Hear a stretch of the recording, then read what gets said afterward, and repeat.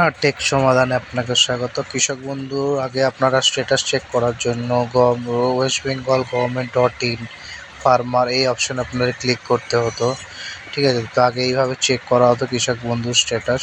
তো এখানে select option ID card number দিয়ে ক্যাপচা বসিয়ে তারপর চেক করা হতো। এখন সেটা ক্যাপচা দেওয়া হচ্ছে না।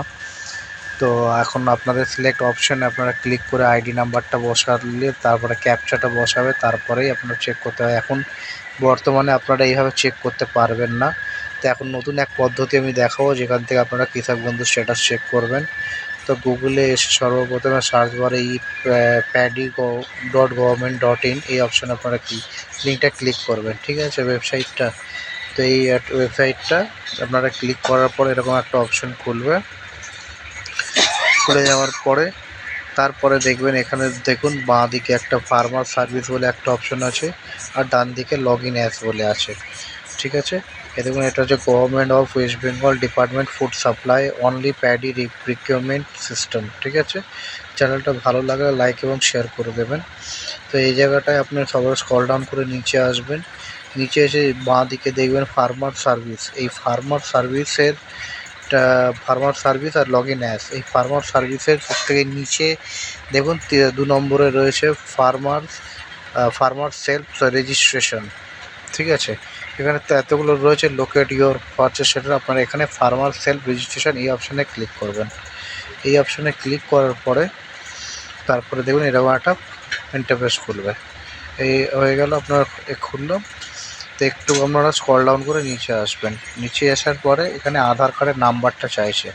তো অবশ্যই কিন্তু আধার কার্ডের সাথে ফোন নাম্বার আপনার লিঙ্ক থাকতে হবে চেক করার জন্য। তো আপনার আধার নাম্বার বলে গেট ওটিপি ক্লিক করবেন। তা আপনার আধার আপডেট ফোন নম্বরে একটা ওটিপি যাবে।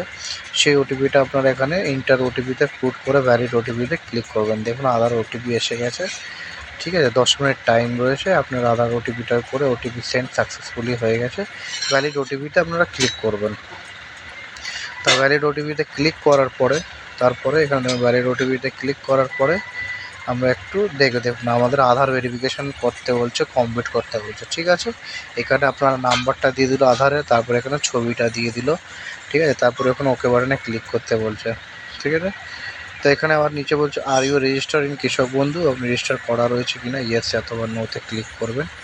ঠিক আছে, আপনার রেজিস্টার যদি থাকে তো ইয়েস করবেন। করার পরে হ্যাঁ এখানে দেখুন সার্চ বাই এই অপশানটা, আর এখানে দেখুন সিলেক্ট অপশন। ঠিক আছে, সার্চ বাই থেকে নিচে আসবে সিলেক্ট অপশন আধার, ইপিক আর কৃষক বন্ধু আইডি।